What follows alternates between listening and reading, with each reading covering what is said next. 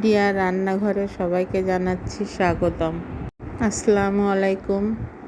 আজকে আপনাদের জন্য নিয়ে আসছি একেবারে সহজ এবং মজাদার একটি রেসিপি। কোনো খাবারই একঘেয়েমি ভালো লাগে না, তাও আবার এই গরমে, তাই একটু ভ্যারাইটিস কিছু করার চেষ্টা করলাম। আজকে আমি করে দেখাবো আপনাদেরকে ভাজা মাছের ঝুড়া। আমি প্রথমে মাছগুলোকে লবণ হলুদ দিয়ে ভেজে নিয়েছিলাম। সেটা অবশ্য দেখানো হয়নি আপনাদেরকে, এটা সবাই জানে যে লবণ হলুদ দিয়ে মাছ ভেজে নিতে হয়। সবাইকে বলছি ভিডিওটি পুরো দেখবেন আর লাইক কমেন্টস সাবস্ক্রাইব করে আমার পাশে থাকবেন প্লিজ। একটা কমেন্টস, একটা লাইক, একটা সাবস্ক্রাইব অবশ্যই করে দেবেন। আমার মাছগুলো কাটা বাছা হয়ে গিয়েছে। কাটা আর মাছের উপরে চামড়া আমি ভালো করে বেছে নিয়েছি। এবার একটা কড়াইতে তেল গরম করে যতখানিক মাছ ঝুড়া ততখানিক, তার থেকে ডাবল আর কি, পেঁয়াজ কুচানো দিতে হবে। তার সাথে 2টা তেজপাতা, বেশ কয়েকটা কাঁচা ঝাল দিয়ে ভালো করে একটু নাড়াচাড়া করে নিতে হবে। এই ঝুড়া মাছ রেসিপিতে একটুও পানির ব্যবহার করা যাবে না।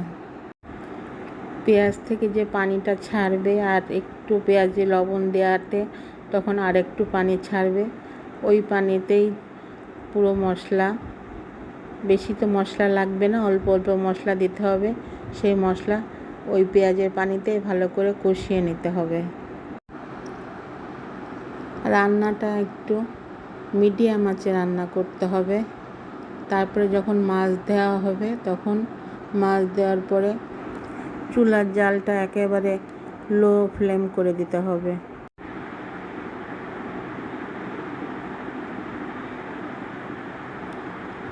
আমি পেঁয়াজটা খানিকটা ভেজে নিয়ে এবার লবণ দিয়ে দিলাম।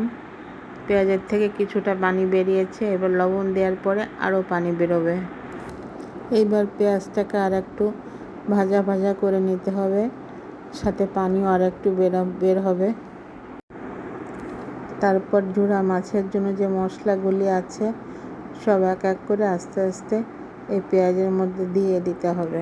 আমি সবাইকে আবার অনুরোধ করছি, প্লিজ ভিডিওটা দেখার আগে একটা লাইক আর একটা সাবস্ক্রাইব করে দিবেন প্লিজ। এবার আমি এক এক করে সব মশলা দিয়ে দিচ্ছি কড়াইতে। হলুদ দিলাম 1 চামচ,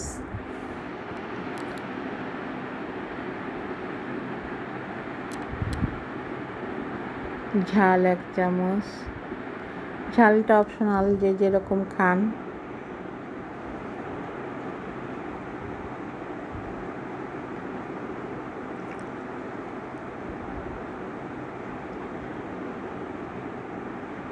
রসুন বাটা 1/2 চা চামচ, আদা বাটা 1/2 চা চামচ, জিরা বাটাও 1/2 চা চামচ।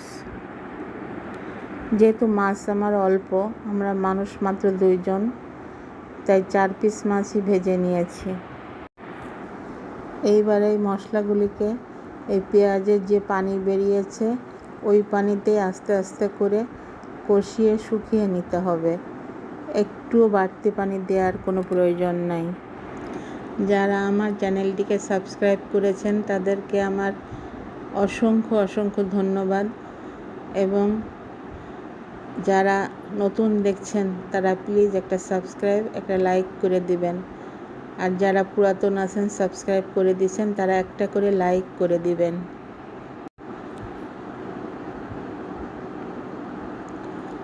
মশলাটা আমি আস্তে আস্তে কষিয়ে নিচ্ছি পেঁয়াজের সাথে, অনেকটা কষে আসছে।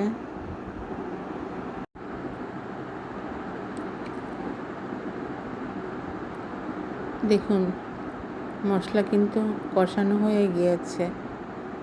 এবার আমি মাছ ঢেলে দিব, কাটা ছাড়ানো মাছ। ভালোভাবে নেড়ে চেড়ে মশলার সাথে মিশিয়ে দিতে হবে।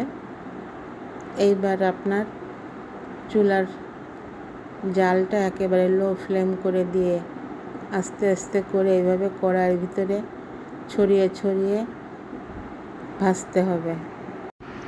একেবারেই সহজ রান্না, একদিন অন্তত করে খেয়ে দেখতে পারেন। সবসময় মাছ রান্না তো আর ভালো লাগে না, একটু ভ্যারাইটিস কিছু করে খেলে ভালো লাগে, রুচিরও পরিবর্তন আসে মুখের।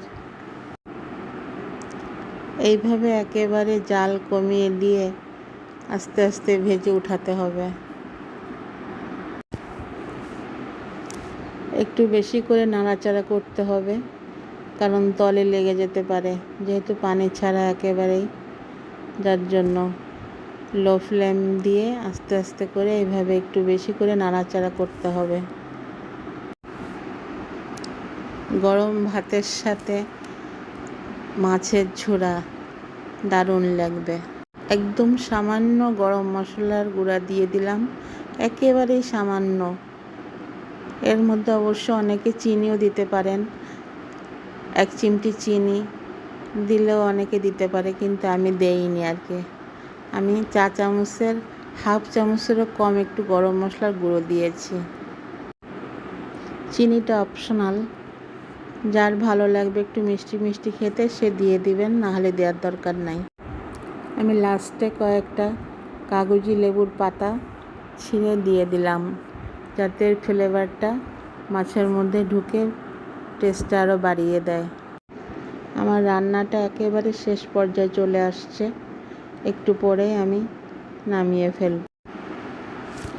এখন একটু চুলার জালটা আমি বাড়িয়ে দিয়েছি, কারণ লেবু পাতা দিয়েছি, যার জন্য বাড়িয়ে দিয়েছি। লেবু পাতা দিয়ে বেশিক্ষণ চুলায় রাখা যাবে না, তাহলে তিতা তিতা ভাব হয়ে যেতে পারে রেসিপিটা।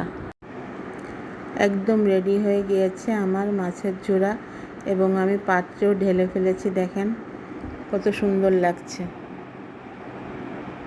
খেতেও কিন্তু খুব সুস্বাদু হয়েছিল। ধন্যবাদ।